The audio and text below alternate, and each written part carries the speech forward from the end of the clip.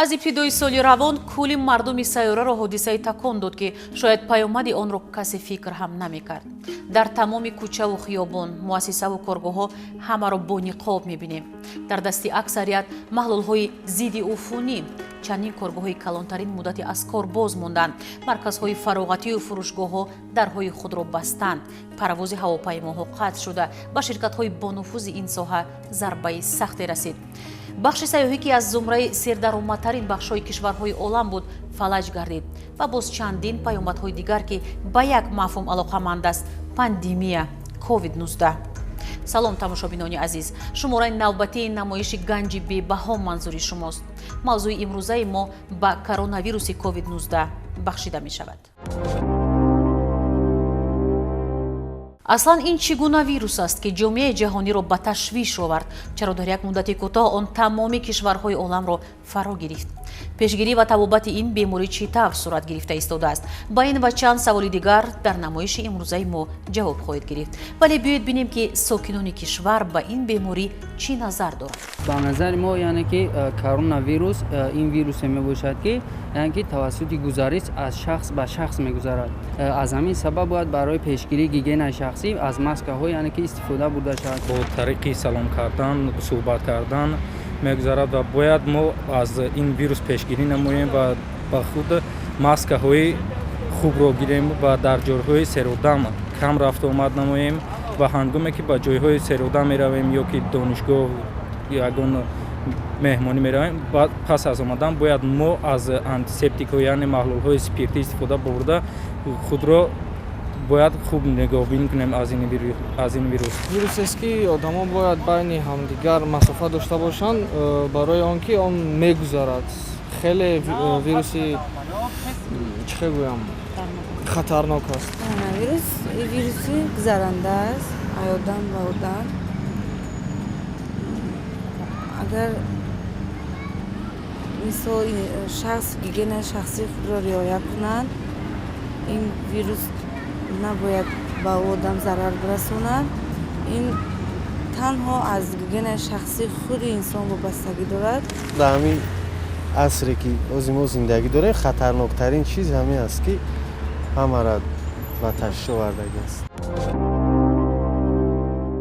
пурсиши мо нишон дод ки дар маҷмӯъ ҳамаро аз хурд то бузург ин беморӣ нигарон кардааст. аммо мутахассисон чӣ мегӯянд?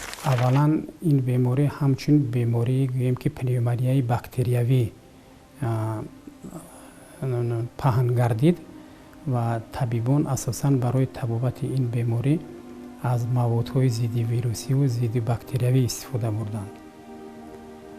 ва чӣ хеле ки баъдан таҷрибаҳо нишон доданд, дар аксарияти ҳолатҳо он қадар ин нақшаи табобат самаранок набуд. ин боиси он гашт ки олимон аз нав сабабҳои ин бемориро ё ки тартиби табобати ин бемориро дида баромаданд. ва аз сабаби он ки он қадар натиҷаҳои хуб надоштанд ин беморӣ, мутахассисон ба чунон хулоса омаданд ки бемороне ки ҷасадҳои он бемороне ки аз ҳамин коронавирус фафтиданд бояд ки ҷасад таҳлил карда шавад, кушода шавад, узвҳои он дида баромада шавад ки ҳангоми ин беморӣ кадом узвҳо зиёдтар осеб мебинанд. ва ба ин хотир дар агарем гӯем Итолия 70 ҷасад кушода таҳлил карда шуд. дар Чин бошад 20 нафар, дар Испания 10 нафар зери омӯзиши олимон қарор доштанд. ва дар ҳақиқат ин пешниҳод бисёр пешниҳоди на хуб буд, чунки олимон дар натиҷаи таҳлили ҷасади беморон ба чунин хулоса омаданду ва як навигариёре кашф карданд ки гӯем ки муносибати табибонро нисбати ин беморӣ бо кулли дигар кард. коронавируси нав аз рӯи ақидаи олимон дар натиҷаи якҷояшавии ду намуди вирус ба вуҷуд омадааст. яъне ки як намуди вирус танҳо дар организми ҳайвонот сироятовар буд ва дигараш танҳо дар организми паррандагон.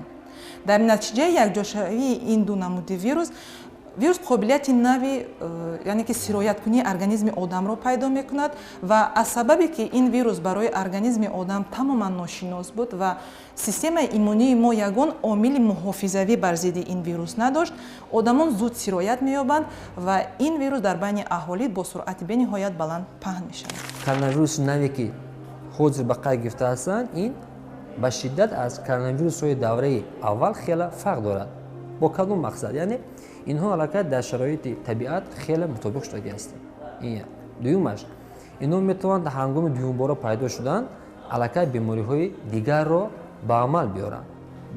Дар навбати сеюм ин аст ки ҳама инҳо вирусҳои респираторӣ, яъне бо танҳо бо воситаи нафаскашӣ ба амал меоянд. Дар таърихи тиб чандин боро маълум аст ки ҳар чанд сол ба як эпидемия мебиёд. Агар эпидемия дар ҳудуди як мамлакат бошад, аз онро эпидемия меноманд. Агар чанд қитъаро фаро гирад, вай мешавад пандемия. Вирусҳо хеле зиёданд. ин ҳаёт худаш мубориза аст. ҳаёт муборизаи байни организми калон, макроорганизм ва организми микроорганизм. ба микроорганизмҳо дохил мешаванд рикетсияҳо, спирохетҳо, бактерияҳо, соддатаринҳо, ин вирусҳо. Коронавирус ҳам яке аз намуди вирусҳо мебошад. Дар ҳолати нормалӣ дар кӯки даҳон, кӯки бинӣ, шушҳо, дар рӯдаҳо инсон бактерияҳои фоидаовар дорад. Микробҳои онҳоро шартан зараровар мекунад, яъне ба руси условно патогении штам микроорганизмов. вақте ки одам сатҳи иммунитеташ паст шуд, яъне шамол кашид, аз истеъмоли хӯроки нодуруст, дар ҳолати ноумедӣ, ҳарос, тарс, иммунитет паст шуда микробҳои шартан заровори бунияи инсон бо микробҳои аз берун дохил шуда якҷоя шуда дар ассотсиатсия якҷоягӣ инфексияро ба вуҷуд меорад. Масалан пневмонияи шушҳо ки имрӯз хеле маъмул аст, дар натиҷаи вторичная инфексия якҷояшавии микробҳои берун, вирусҳои берун бо микробҳои худи организм ба вуҷуд омадааст. ин беморӣ дар охири моҳи декабри соли 2019 дар Вуҳан, Ухан, музофоти Хубеи Ҷумҳурии Халқии Чин маълум шуд. 31 декабри соли 2019 мақомоти Чин ба Созмони умуми ҷаҳонии тандурустӣ дар бораи хуруҷи бемории пневмонияи номаълум хабар доданд. Аз 22 январи соли 2020 дар шаҳри Вуҳан карантин эълон карда шуд. аз 24 январ ноҳияҳои шаҳрии ҳамшафати Вуҳонро фаро гирифт.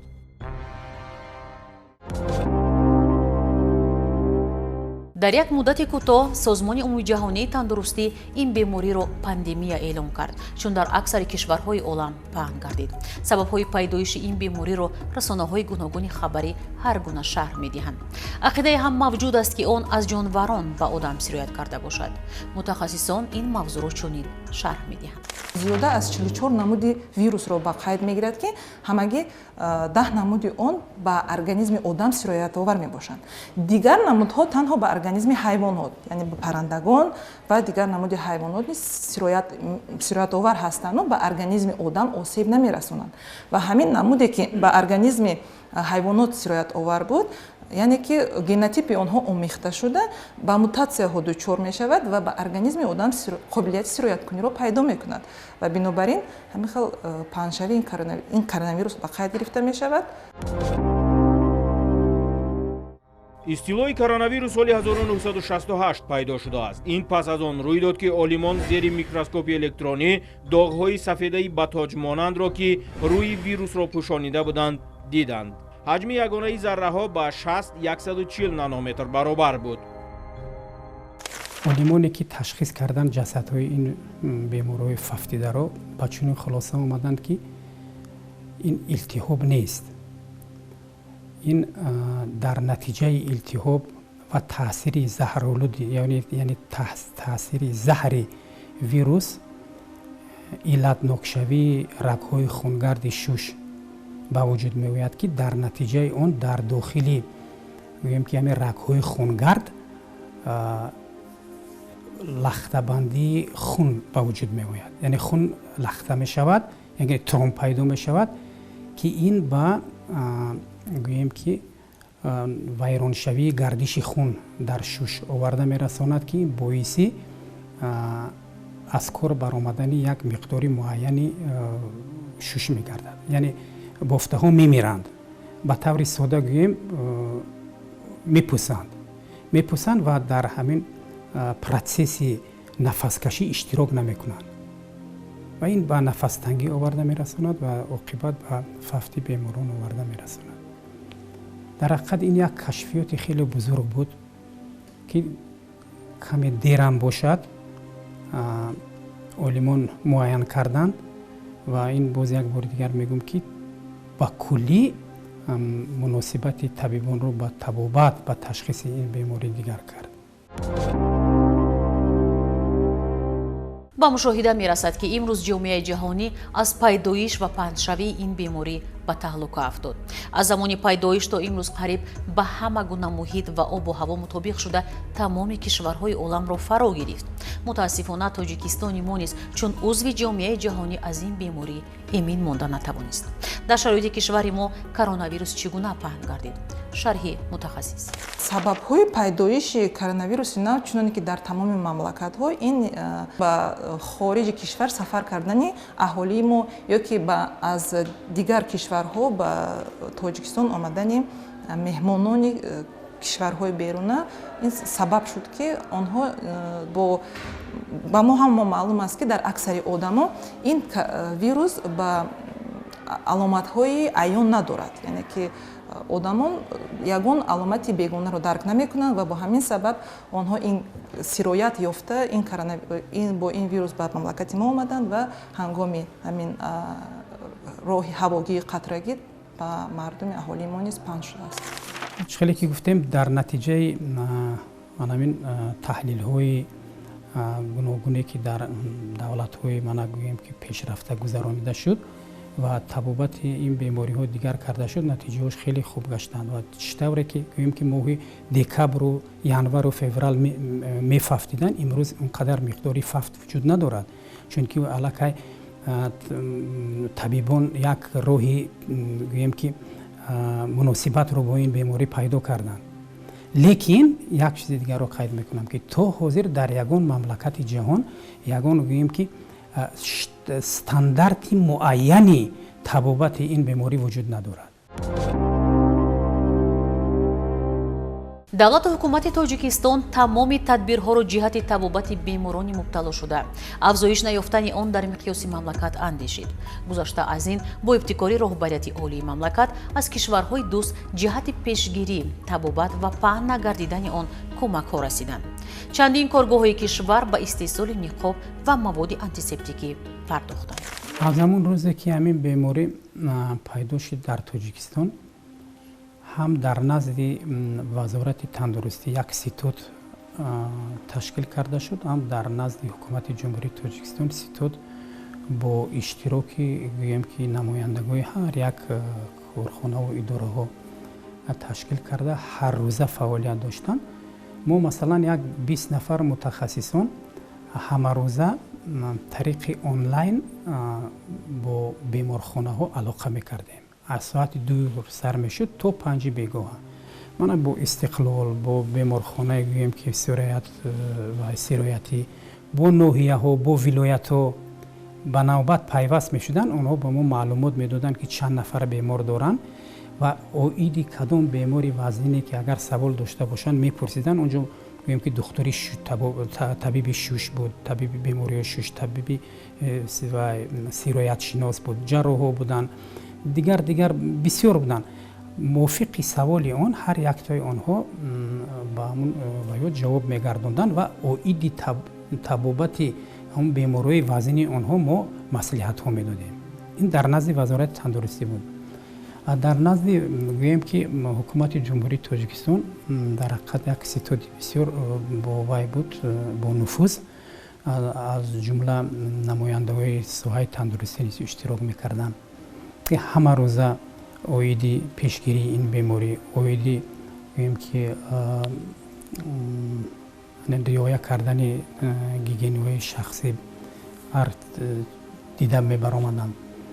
масъалаҳоро дида мебаромаданд. бинобар чорабиниҳои натиҷабахши ҳукумати ҷумҳуриямон сатҳи сироятёбӣ дар байни аҳолӣ бо дар қиёси дигар мамлакатҳои ҳамсоя бениҳоят кам буд ва дар шароити имрӯза гуфтан мумкин аст ки вазъияти эпидемиологии ҷумҳурии тоҷикистон яъне ки мӯътадил мебошад. дар моҳҳои охир ҳамарӯза сатҳи сироятёбӣ дар теъдоди 30-40 нафар қарор дошт ки ин боиси қабул мебошад. боиси хурсандиовар ин аст ки мамлакати мо то пайдо шудани давраи коронавирус хеле ба хубӣ тавонистанд ки аз баъзе тадбирҳои коронавирус ба хубӣ бароянд. чӣ хел?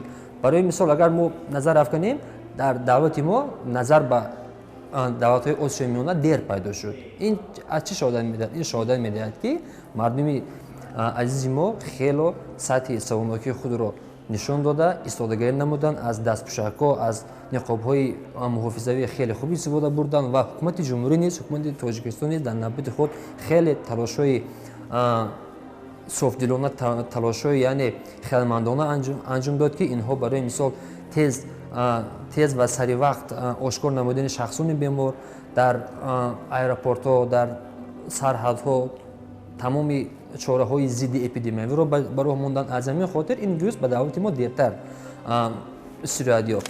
имрӯз ҳукумати мамлакат дар тамоми ҷо безараргузорӣ гузаронданд. ман ҳукумати шаҳри душанбе бо сардори раиси шаҳри душанбе хеле кӯчаҳоро тозакорӣ карданд. тамоми микробҳо маҳв шуданд. бо микробҳо мебиёнд ва мисли инсон ҳам онҳо дар таҳаввулот ҳастанд. онҳо ҳам дигаргун мешаванд, ба дороҳо мутобиқ мешаванд. мо бояд роҳтор нашавем.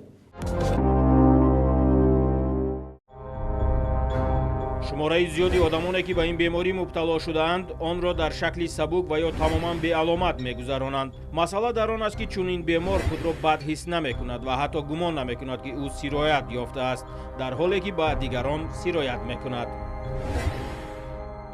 90% аҳолӣ ин бемориро ба таври ба як намуди сабук ба мисли як зукоми оддӣ мегузаронад. 10%аш ҳолати вазнин дорад. аз ҳамин 10%аш ҳамагӣ 5% онҳо ба табобат дар ҳуҷраҳои эҳёгарӣ, дар шӯъбаҳои эҳёгарӣ ки реаниматсия мегӯем зарурият дорад. ва аз ҳамин 5%аш бо мумкин ки бо камтари онҳо зарурият барои гузарондани нафаскашии сунъӣ дошта бошад. масъалаи дигаре ки дар кишвари мо ҳамаро ба ташвиш овардааст, ин назари бепарвоёна доштани аҳолии мамлакат ба он аст. мебинем ки баъзеҳо умуман бениқоб ва маводи антисептикӣ гашту гузор мекунанд.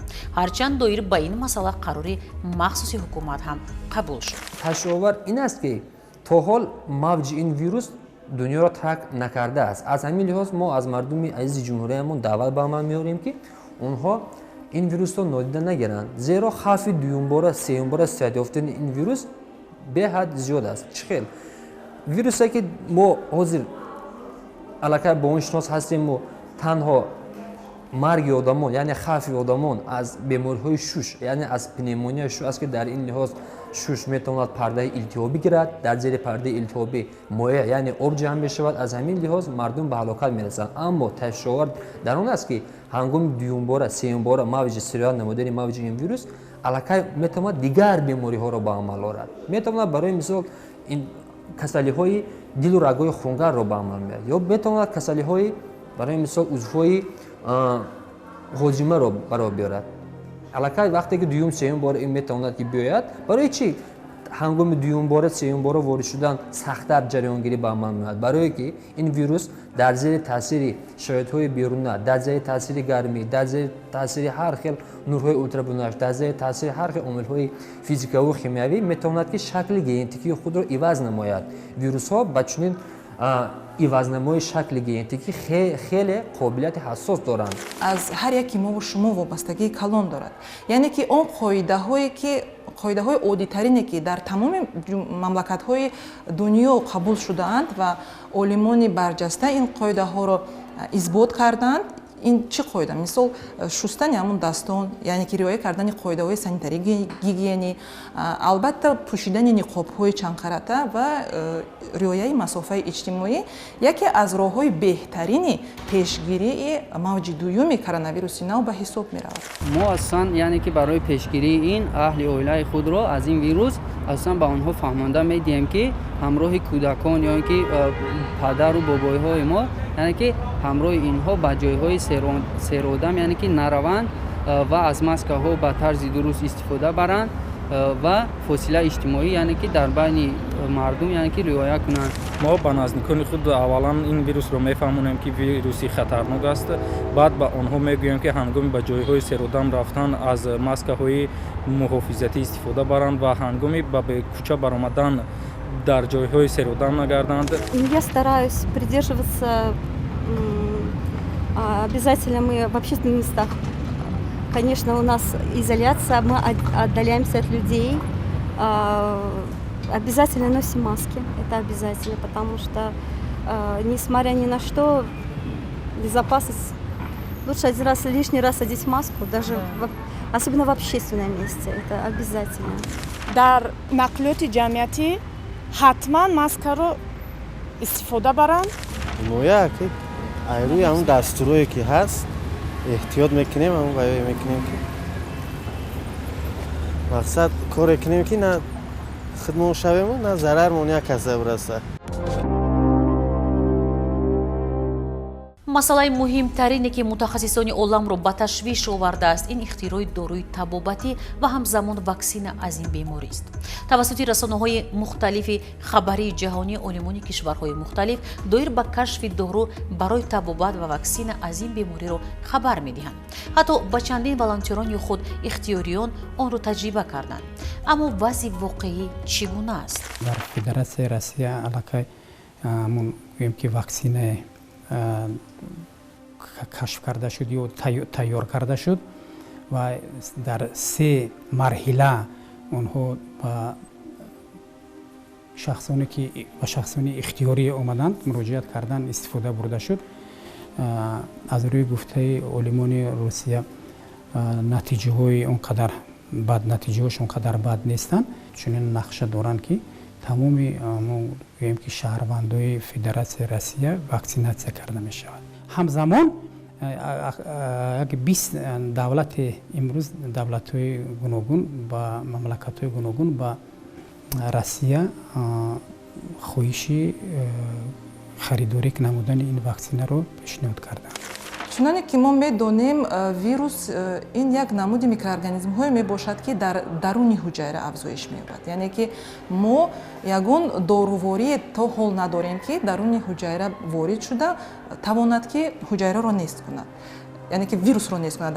мо ҳамаи доруҳое ки маълуманд онҳо ҳуҷайраро нест карда метавонанд ва ин дар амал номумкин аст, яъне ки мо наметавонем дорувориҳое истифода барем ки организми моро несту нобуд мекунанд ва ҳамаи он доруҳои зидди вирусие ки маълуманд дар як марҳилаи муайян воридшавии вирусро ба дигар вирус ба дуруни ҳуҷайраи зинда боз медоранд, яъне ки онҳо афзоишашонро боз дошта метавонанд, вале онро нест карда наметавонанд. ва аз ҳамин сабаб иммунитети одам дар ин ҷо роли муҳимро мебозарад, зеро ки ҳуҷайраҳои организми одам ҳамин ҳуҷайраҳои сироятёфтаро ҳуҷайраҳои иммунӣ аниқаш ҳамин ҳуҷайраҳои сироятёфтаро мешиносанд ва инчунин вирусро мешиносанд ва онро нест мекунанд. ва бинобар ин дорувориҳои ки ҳастанд зидди вирусӣ ҳастанд, онҳо низ метавонанд бар зидди коронавируси нав низ таъсир кунанд, яъне ки хусусан зидди коронавирус доруҳо то ҳол ихтироъ шудагӣ нест. ниқобҳои тиббӣ пурра муҳофизатро аз ин беморӣ таъмин намекунанд, алалхусус дар берун ки онҳо зуд олудаи чангу хоб мешаванд. аммо истифодаи онҳо ҳанӯз ҳам зарур аст, зеро ин хатари пахшшавии сироятро ба таври назаррас коҳиш медиҳад.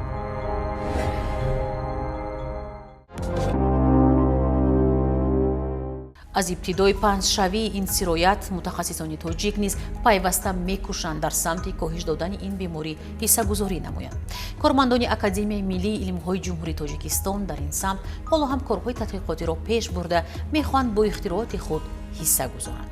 ҳанӯз моҳи феврали соли 2020 аллакай мо ба истеҳсоли яке аз маҳлулҳои безараргардонӣ гипохлорити натрий шурӯъ кардем ва ин гипохлорити натрий тиббӣ аст ки ҳам тозагии зиёд дошт ва хосиятҳои ҳам зидди вирусӣ ва ҳам зидди микробӣ дошт ва дар ибтидо албатта истеҳсол дар шакли озмоишгоҳӣ буд, лабораторӣ буд ва дар шабонарӯз мо то 200 литр ба истеҳсоли ин намуди маҳлул шурӯъ карда будем ва баъдан баъд аз оне ки 30 апрели соли ҷорӣ дар кишвари мо низ ин беморӣ зуҳур ёфт ва нахустин беморони гирифтори ин касалӣ пайдо шуданд, мо тавонистем то тақрибан санаҳои 20 май истеҳсоли ин маҳлулро дар шабонарӯз то ба 8 ва то ба 10 тонна расонем. Яъне дар рӯзҳои аввалине ки дар кишвар сироятёбӣ зуҳур кард, мо тавонистем беморхонаҳои зиёдро бо ин маҳлули безараргардонӣ таъмин созем ва ба мардуми зиёд низ ин маҳлулро пешниҳод кардем ва мардум аз он истифода карданд, махсусан вазоратҳо, идораҳо, корхонаҳо истифода бурданд ва истифода карда истодаанд. ва баъдан пешниҳодҳои дигар шуданд дар мавриди вақте ки пӯшидаи ниқоб ҳатмӣ шуд ва маълум гардид ки яке аз роҳҳои ба ин сироят гирифтор нашудан ин пӯшидаи ниқоб аст. ниқобҳои муҳофизатӣ мо коркарди дигари худа пешниҳод кардем ба мардум, ин ҳам бошад бо истифода аз оби нуқра омода кардани ниқобҳои муҳофизатӣ ва дар ҳақиқат ҳам мо тавонистем дар як муҳлати кӯтоҳ чунин дастгоҳ созем ва ба истифода диҳем ва тавонистем ва то имрӯз ҳам мардуме ки ниёзманд ҳастанд ва муассисаҳои тиббӣ ва баъзан корхонаҳои алоҳидаро бо оби нуқра таъмин кунем ва маълум аст ки оби нуқра низ хосияти зидди вирусӣ дорад, махсусан вақте ки вирус аз ҳаво ба роҳҳои нафас ё ба даҳон ворид шуданӣ мешавад, агар ниқоб бо оби нуқра тар карда шуда бошад, ёнҳои нуқра метавонанд ин вирусро нобуд созанд, яъне ҳолати ба роҳи нафасворидшавии вирусро гиранд ва шахсро муҳофизат кунанд. ва баъдан бевосита табибон ба мо муроҷиат карданд ва ҳамагон медонанд ки яке аз дастгоҳҳое ки дар давраҳои аввали беморӣ бисёрам кӯмак мекард ба беморон, ин дастгоҳҳои нафасдиҳии сунъӣ буд ва албатта дар ҷумҳурӣ теъдоди ин дастгоҳҳо камтар буд ва албатта ҷаҳон ки гирифтори ин беморӣ шуд, ҳама кишварҳо аввалан барои худашон истифода ва таъмини эҳтиёҷоти худашон ин дастгоҳҳои истеҳсол ва мавриди истифода қарор медоданд ва дар кишвари мо истеҳсоли чунин дастгоҳ набуд ва мо дар академияи миллии илмҳои тоҷикистон тасмим гирифтем ки дастгоҳи худамонро созем ва ба табибон пешниҳод кунем ва ҳамин тавр ҳам мо аввали моҳи май аллакай дастгоҳи нахустини нафасдиҳии ёрирасони сунъиро ба табибон пешкаш кардем ки як муҳлати муайян дар озмоиш дар беморхонаи ёрии таъҷилӣ фаъолият кард ва тибқи пешниҳоди табибон мо тавонистем вобаста ба сину сол, вобаста ба вазн, вобаста ба дигар хусусиятҳои бевосита шахсият ин дастгоҳро такмил диҳем ва имрӯз мо соҳиби дастгоҳи такмилёфтаи нафасдиҳии сунъӣ ҳастем ки дар як вақт ба беморон ҳам нафаси сунъӣ медиҳад, дар як вақт ҳам миқдори оксигенро дар хун муайян мекунад, тапиши дилро чен мекунад ва ҳама ин дар шакли автоматӣ дар хотираи таҷҳизот навишта мешавад ва албатта истифода бурдан аз он бисёр қулай аст. аз тарафи дигар дастгоҳ метавонад ҳам дар шиддати 12 волт, ҳам дар шиддати 220 волт кор кунад, яъне ин дастгоҳро ҳамчун дастгоҳи ҳамроҳ низ истифода кардан мумкин аст, махсусан дар мошинҳои ёрии таъҷилӣ. имрӯз панҷшавии пандемияи коронавируси COVID-19 андаке тавонист ҷомеаи ҷаҳониро инсонҳоро ба андеша водор кунад. Водор кард ки нисбат ба саломатии худ ва пайвандон дар андеша бошем, ба тозагӣ риоя кунем, билохира ҳамдигарро эҳтиром кунем. доир ба ин мавзӯъ бо ҳамин иктифо намекунем ва албатта бо дарёфти матлаби нав боз сари ин масъала намоишҳои дигаре омода мекунем. агар аз ин намоиш барои худ чизе гирифтед, мо таҳиягарон шод хоҳем буд. боқӣ намоиши моро пайгирӣ кунед ва ҳатман доир ба бемориҳои гуногун, таърихи пайдоиш, сироятёбӣ, табобати онҳо маълумот пайдо хоҳед кард. ҳамеша солим бошед ва ганҷи бебаҳои худ саломатиятонро эҳтиёт кунед.